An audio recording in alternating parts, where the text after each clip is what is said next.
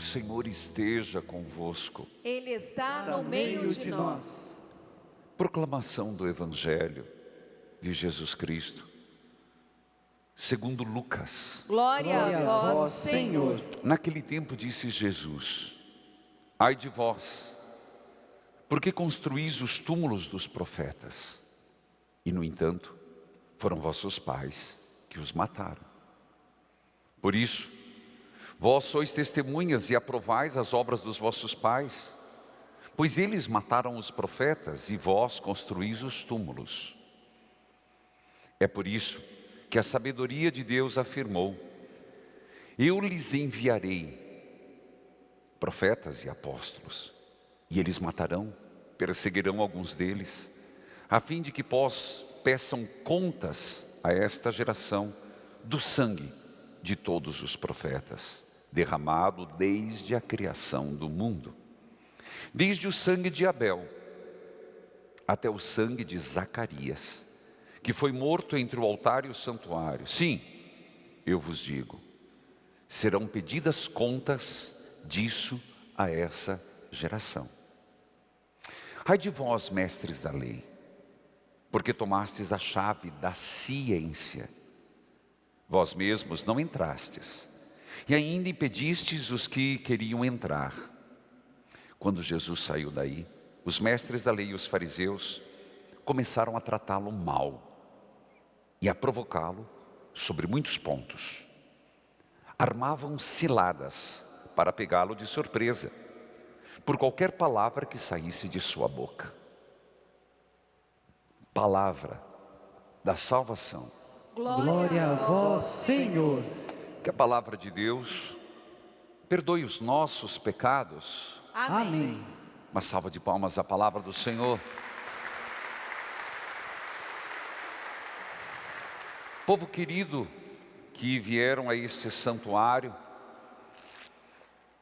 vocês sabem, hoje é o dia eucarístico por excelência, e todo dia conduzimos assim até culminar com a adoração do Santíssimo às 19 horas, que eu convido todos a acompanharem, quando estamos no 7º dia de 9, pedindo a cura da árvore genealógica, a cura da nossa família. E Deus tem feito maravilhas. Inclusive, se você tem algo a testemunhar, pode postar #coração adorador, e nós vamos puxar para contar hoje à noite. Nós estamos, querido povo de Deus, nos 50 dias, 50 rosas para Maria. Por quê? Pelo Santo Rosário, tudo podemos alcançar. Filhos queridos, o Evangelho de hoje continua os ais de Jesus. Lucas, que escreve o Evangelho, ele cria uma cena, até um pretexto, onde Jesus está na casa de um fariseu.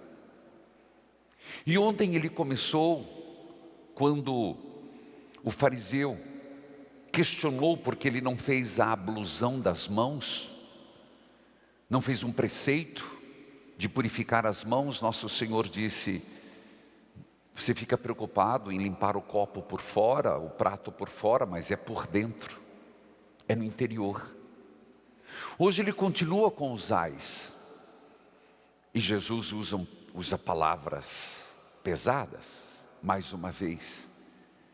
Estes ais que Lucas reúne aqui, é para que, primeiro nos mostrando, por que os fariseus e os judeus eram tão contrários a Jesus.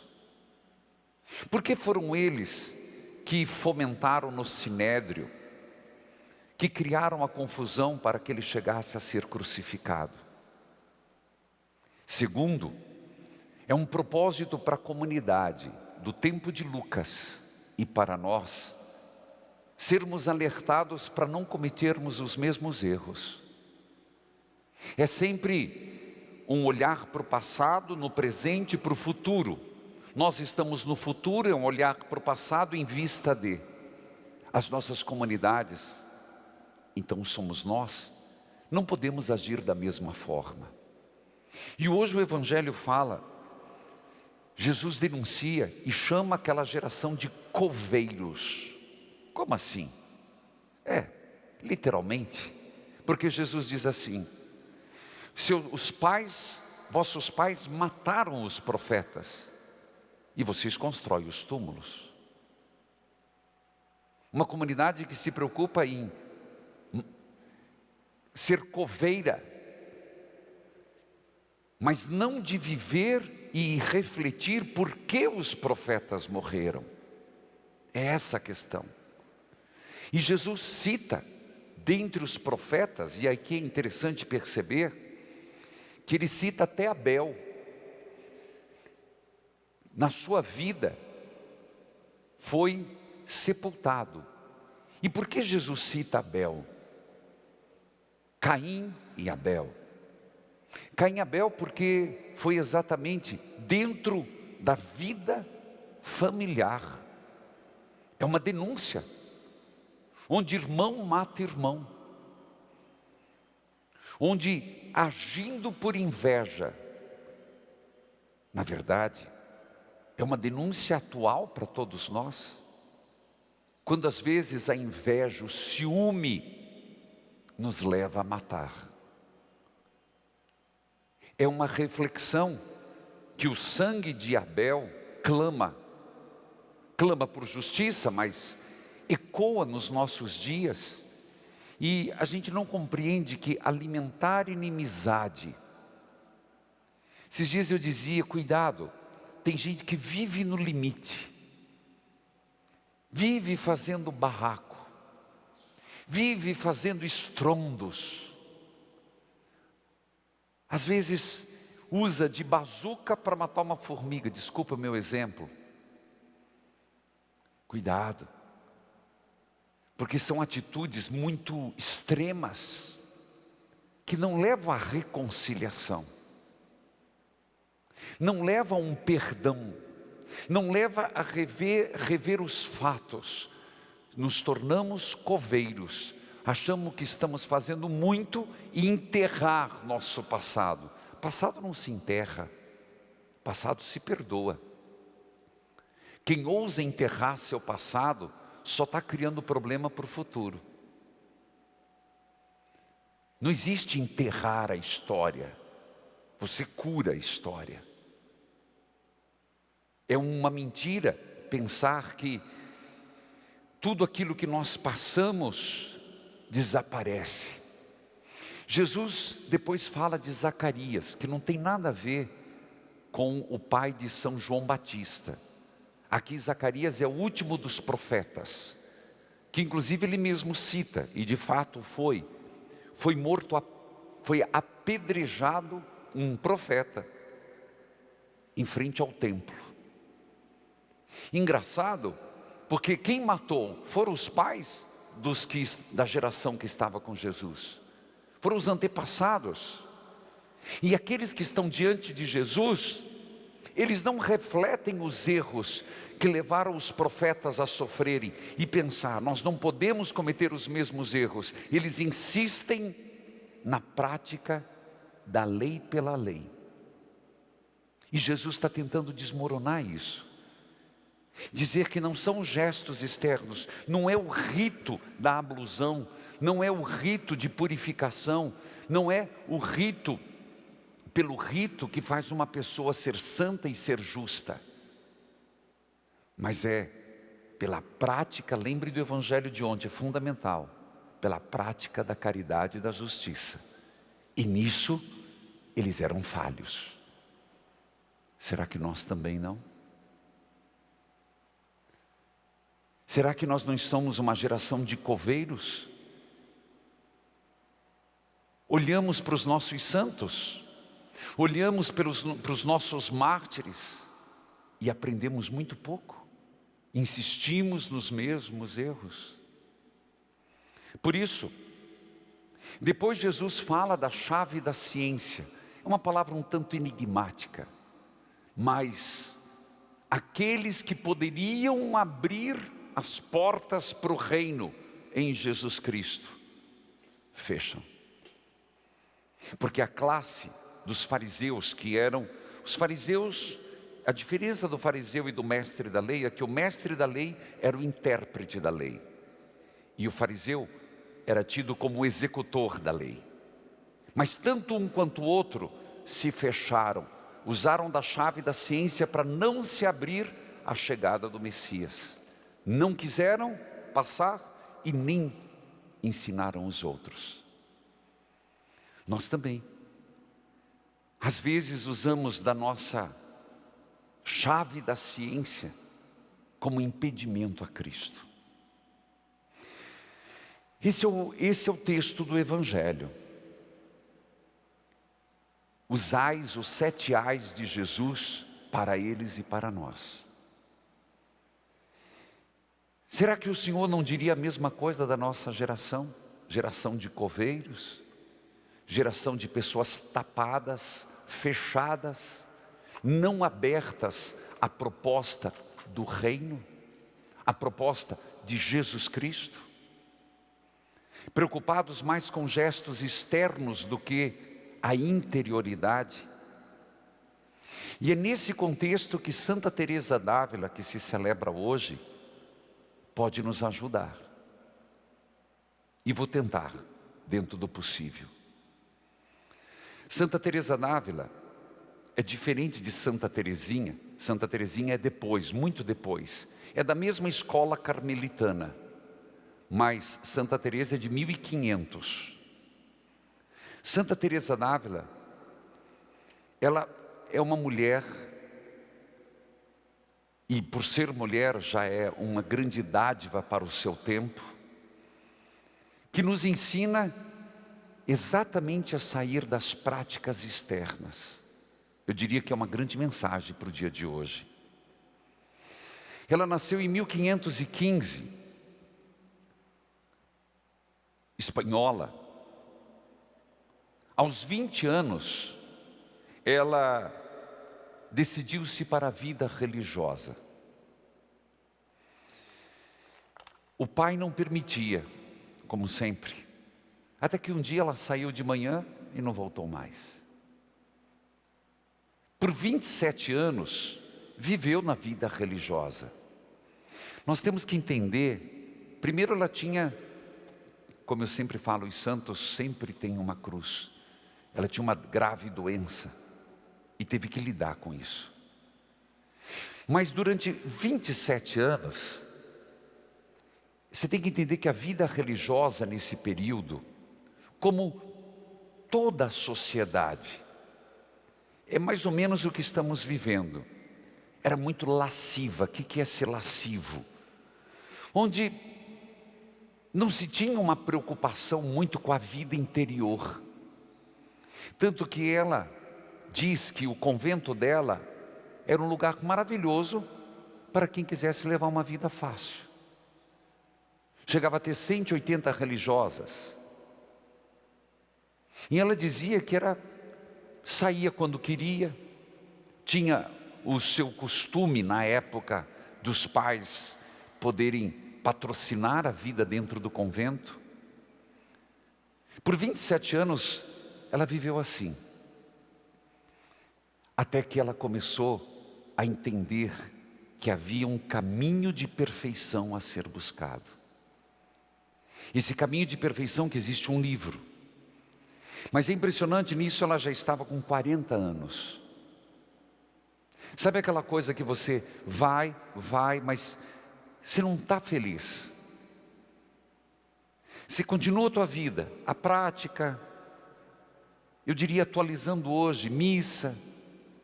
Não quer dizer que seja uma pessoa má.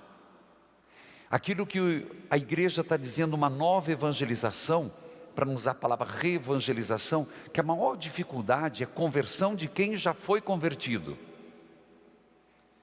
A maior dificuldade somos nós, eu e você, que já estamos numa caminhada e não queremos mudar.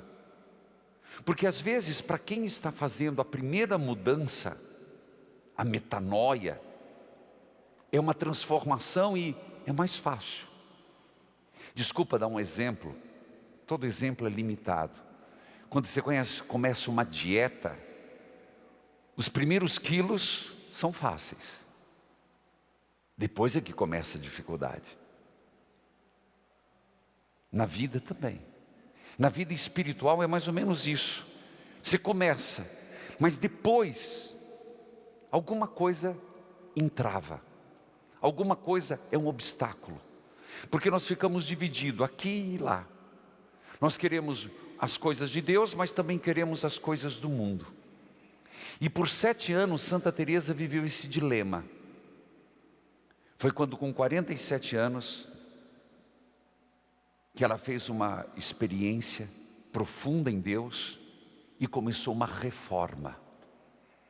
Devemos entender que os santos, São Francisco foi um reformador, Santa Teresa foi uma reformadora. E ao longo da história, Deus vai suscitando reformas. Eu diria que nós precisamos sempre de reformas, de voltar ao amor primeiro, como diz São João. Por exemplo, quantos de nós, faz tanto tempo que não fazemos uma experiência profunda de Deus? Ah, mas eu já fiz. Tá, mas a intimidade, ela é algo continuada. Qual a última vez que você sozinho, seja sincero com você, não comigo, você não precisa provar nada, que você em sua casa sentou, se colocou diante de Deus e disse: eu vou ficar meditando, vou contemplar Deus. Às vezes nós limitamos a nossa relação com Deus na missa. Padre, mas cuidado, o senhor está desprestigiando a missa. Não. Em atos comunitários. Mas a vida interior, aquela vida íntima com Deus, a gente não tem. Tudo bem, é pandemia, mas a última confissão, antes da pandemia. Qual a última vez que você foi numa igreja, e aqui não tem pandemia, mesmo com máscara, se sentou na frente do Santíssimo, eu vou dizer lá para umas 2 horas da tarde, quando não tem ninguém nem nada, e focou teu pensamento em Deus. Santa Teresa d'Ávila, doutora da igreja, ela não queria essa vida fácil, e ela não queria que as suas irmãs fizessem do convento uma fuga.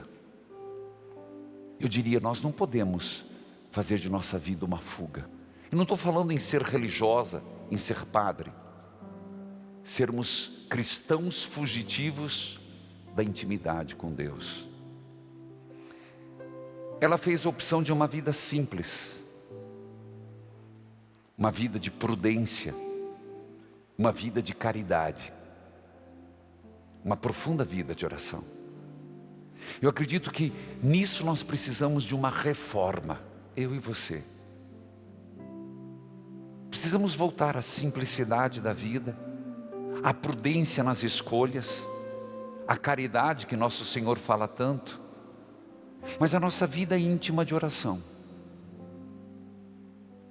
Nós precisamos dar atenção a essa vida íntima no Senhor. Impressionante que ela descreve isso num livro, Castelo Interior.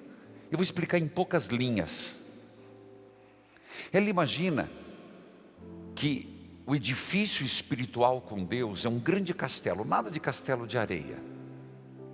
Um grande castelo. Um castelo lindo. Um castelo que tem embaixo, está escrito no livro dela. Eu estou resumindo, tá? Tem a porta de entrada, tem a sala de estar, é muito bonito. E aí você sobe umas escadas. E em cima tem os lugares mais íntimos, os quartos. Mas dentre todos os quartos tem um privilegiado. o quarto do casal, dos esposos, dos amantes. O sentido da palavra amor. Impressionante como ela diz que às vezes, nesse castelo interior, nós até o temos. Por isso que eu falei, converter os convertidos. Mas padre, você já foi convertido? Não, a conversão é diária. Às vezes nós nos bastamos em ficar só na área social. Você entende a espiritualidade simplesmente na porta de entrada. Às vezes nem entramos. Tem um castelo lindo lá dentro, mas a gente não explora. A gente se basta ser visita. Mas o propósito nosso, caminho da perfeição, castelo interior, é a gente ter coragem de saber onde está o amado. E subir, olha a palavra subir. São João da Cruz, subida do monte. Você subir degraus na vida espiritual. Não é só ser uma pessoa melhor humanamente. Isso a gente não precisa de fé. Isso é uma questão, a vida. Se você não muda, a vida te dá uns tapas. A vida dá as doenças e tanta coisa, a pandemia. A gente vai se tornando uma pessoa melhor, até pela própria idade. Mas eu estou falando de nos tornarmos pessoas mais sensíveis às coisas de Deus.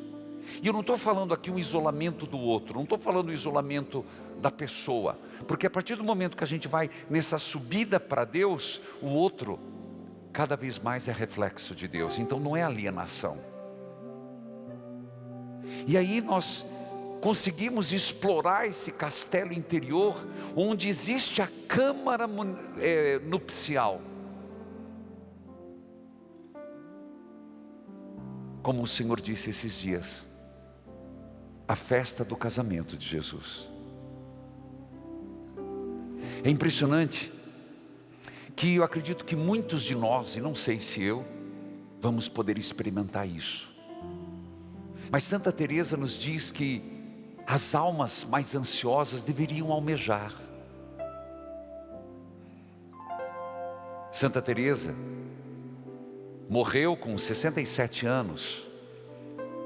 E uma das experiências que ela teve, São Pio de Pietrelcina também teve, foi a chama de amor. Na teologia espiritual nós chamamos de transverberação. Ela descreve de alguma forma que ela viu alguma coisa com forma humana, pequena estatura, lindo, que ela entende que foi um querubim. Trazia uma flecha de fogo. E ela dizia nessa transverberação, que ela sentiu uma chama de amor invadir sua alma, que ela ao mesmo tempo pensava não aguentar, mas ao mesmo tempo queria se entregar totalmente a Deus. A dor era tão grande, que lhe causava gemidos na alma, mas ao mesmo tempo, suavidade. Ela sabia que era a presença de Deus. Nós estamos precisando dessa chama de amor no nosso coração. Quando ela morreu e fizeram autópsia, no coração dela encontraram uma cicatriz. Eu diria que o Espírito Santo pode nos dar isso. E nós dessa geração, não sejamos coveiros, sejamos apaixonados. Eu te pergunto hoje, depois de quantos anos que você é de igreja, até trabalha aqui, ministro, comentarista, vocês que estão aqui todos os dias, eu que sou padre, 25 anos, o nosso coração está inflamado de amor, chagado de amor. O grande perigo de um padre é se tornar funcionário do sagrado. O grande perigo de um padre é que está tão lidando com as coisas do altar, que a gente se torna funcionário. Mas o grande perigo de um cristão é desperdiçar esse amor de Deus. Mais uma vez falei demais, e agora? Mas é que como não falar de Santa Teresa?